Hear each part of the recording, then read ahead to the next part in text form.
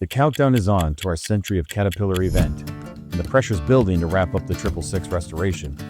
Right now, the machine is disassembled and spread across the industrial park like a giant mechanical scavenger hunt. The rear tractor is in the Moina maintenance shop, where the final prep work is nearly done before it heads off for blasting. We got all kinds of updates for the 666 today, all right? There's a lot of activity going on. We are T-minus 5 weeks and counting until the show is going on right here in Elkader, Iowa. All right, so let's just come for a walk. I'll show you everything going on. So right here we got the banana. All right, the banana is the piece that opens the apron. We actually just got it back from our partner Ziegler Cat. They finished doing the line boring. They actually installed the seal. So brand new seals, keep that grease in. So right now it's gonna be coming in for inspection. We will mask it all off, blast it, and we'll put some beautiful fresh Caterpillar paint on it. But that doesn't stop there, all right? Over here, we've got George. We're finishing our prep right now for the 666 tractor in order to get it all going off to the blast. So we got a lot of masking to do, a lot of protection to do. It's really important to cover all these sensitive areas, all right? Whether it's the breathers, the turbo outlet, the turbo inlet, but in less than a week's time, this thing will be completely repainted and look 10 times better than what it is. All the mechanical work's been done on the engine. All the upper end of the engine's been taken care of. The lower end of the engine's been serviced. So we got a lot of those details all behind us, all right? After we get done with paint, the biggest challenge we have with the assembly process is actually gonna be the wiring. The wiring, a lot of the plumbing's already been done as a whole. The hard parts, bolting everything together, that's gonna be a breeze. No problems there, all right? But we're gonna have some electrical gremlins that we'll naturally have to work through and get taken care of. The differential components are gonna be going into the scraper bowl here soon. I think you guys are gonna catch up with Brad later on and talk about where that progress is at. These components will go in before paint happens. Following Justin through the shop, we passed the original engine for the rear tractor, the same one we've featured in earlier updates, sitting quietly like it knows its glory days are about to return. These are the finals for the rear scraper bowl. This side will look a little bit more notable. This is the outside that faces operators and stuff like that. So it's all been blasted. We've gone through the internals. We're just waiting for the scraper bowl to be done. We'll put those components back on, and the scraper bowl will be completed in a complete fashion all at once. Moving from one section of the shop to the next, you can feel the all-hands-on-deck energy, like a pit crew working every corner to get this machine ready for the big day. All right, we're here at the CJ Moina Fabrication Bay. Most of the time these guys are working on excavator buckets, wheel loader buckets, custom fabrication needs. Not this week, probably not next week either. We're working on 666 goodies, all right? This is the front bumper for the 666. It's the original bumper. As you can see, there's all kinds of dents, bends, custom fabrications. It's far from original. So what we've done is, thankfully, we've got plenty of steel fabrication capabilities, but we built not one, but two spare 666 bumpers up. It's the same part number that goes on the 660. We've got some other components that are gonna get done in the distant future. So we got both of them knocked down. Besides that, we've got the draft arms getting kind of dialed in. All the details are getting taken care of. We'll jump over here to Cody. We've got the ejector for the 666 scraper bowl. The ejector does need some love. There's a lot of dirt that's ran through that as a whole. It's primarily the front face, the top face that needs to be addressed. And then directly over to our right is the apron. We'll come over here, we'll get a better angle of it. So it's been blasted once, it's spent some time sitting outside. We've actually cut some inspection holes just to see what the internals look like inside of the C channels. To our surprise, everything actually looks pretty good on the apron. Our biggest thing is we need to do some straightening of the bigger panels as a whole. So we're gonna be doing some surgery there. All right, and I'm gonna say in about 3 weeks time, all right, mind you, we got 5 weeks. 3 weeks time, these things will be painted, waiting to go into the scraper bowl themselves. Oh, hey, Tom. We make our way through the shop and out into the lot, where essential pieces have returned from friends who've pitched in to help. Each part another vital organ in bringing this beast back to life. All right, something else is super cool, all right? There's other people across the countryside that are equally interested in what we're doing. Some of the people even offered to help us out. One such group is actually the JARP group out of Wisconsin.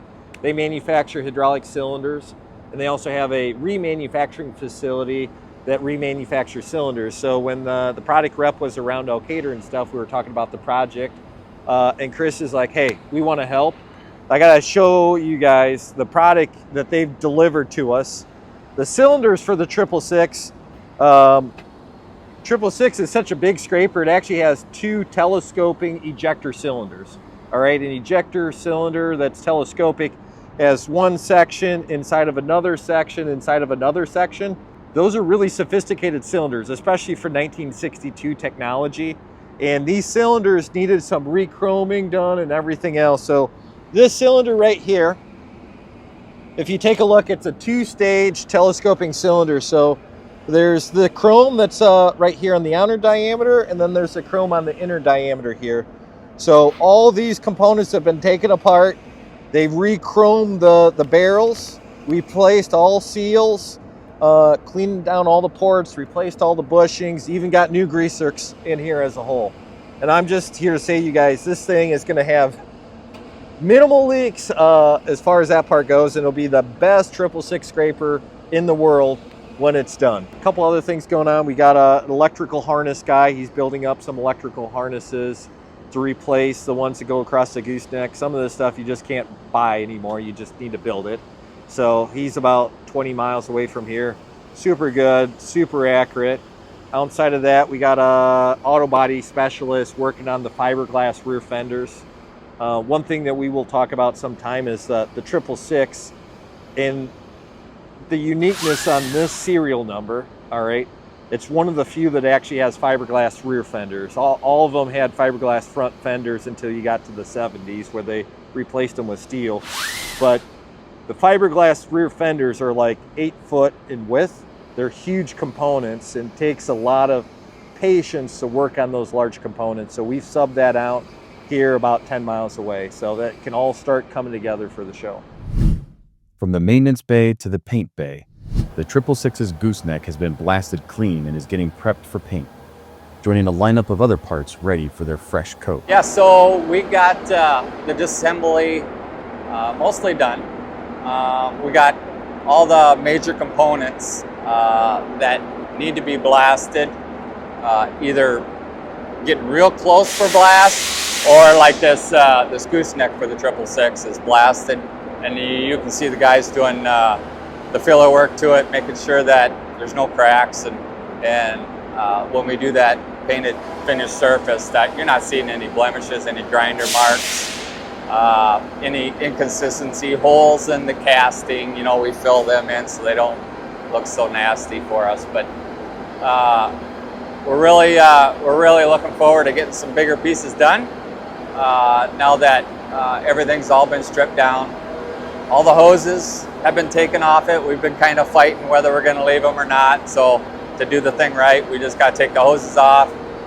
That way we can make sure that all them fittings are cleaned out, prepped up correctly, and them hoses and stuff aren't getting in the way. So doing a little extra disassembly work helps us in the end product, making sure that, and it helps efficiency too. So we don't have to work around all that stuff. We have just a plain panel that we can work with, and we don't have to, you know, take and mask off a bunch of hoses and lines and electrical, and it just makes for a really nice finished product. One major piece of the 666 puzzle is the scraper bowl, a part that had to be fabricated almost from scratch. In our last visit to Building B, Brad Herman was shaping the walls.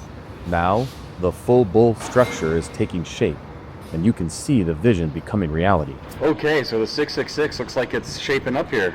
It is. We're starting to gain ground, but we're running out of time too. So what do we got on the bowl as far as an update?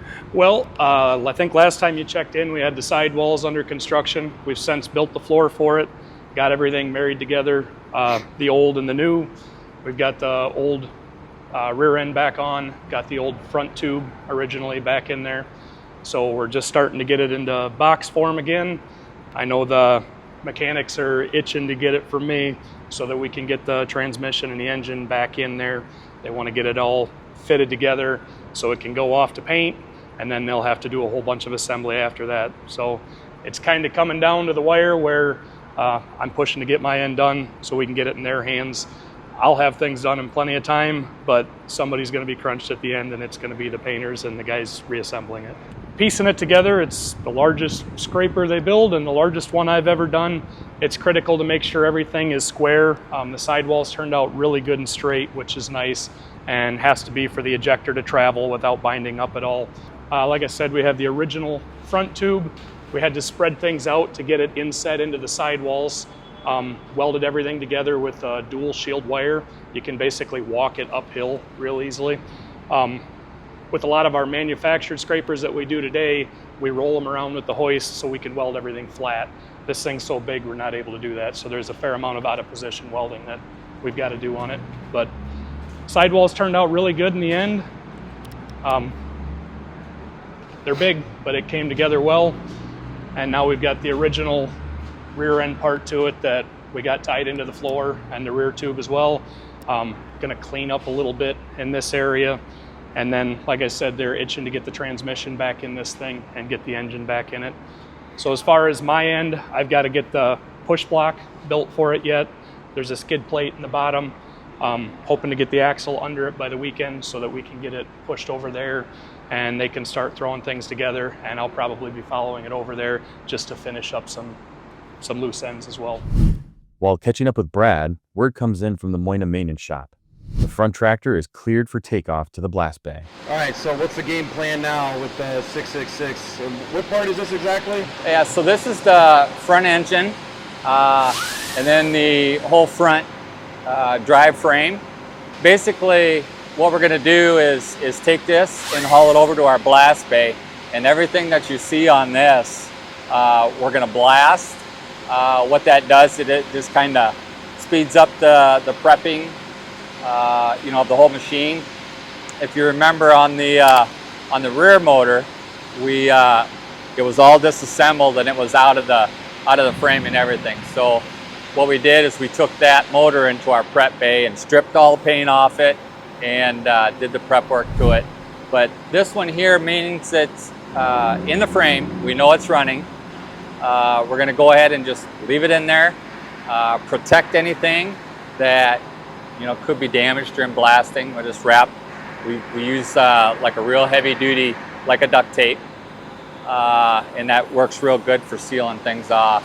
They took all the wiring off, all of the exterior panels, anything that would block us from getting into the creaks and crevices of any of the parts on there, the frame or the motor.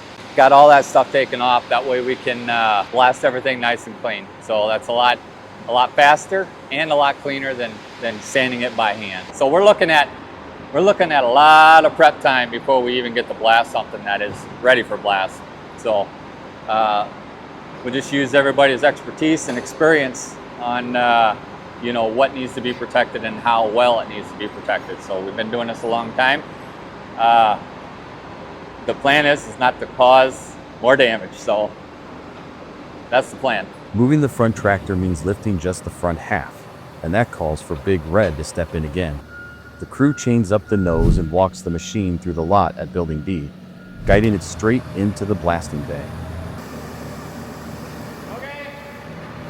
So with the clock ticking down to September 12th, where do we exactly stand on the 666 restoration? Well, there's different levels of completeness on fabrication, cutting, welding, straightening. Our completion would be about 75% as a whole.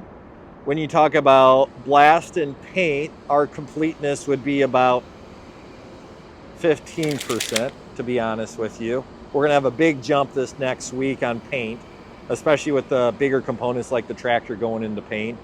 And then we have final assembly. Final assembly completeness, the only thing we've got done is the rear engine, all right? That was featured in a different video and stuff like that. So final assembly is probably a measly 5%, all right? So stay tuned. 5 weeks. We'll keep all the adventure for the end, and stay tuned.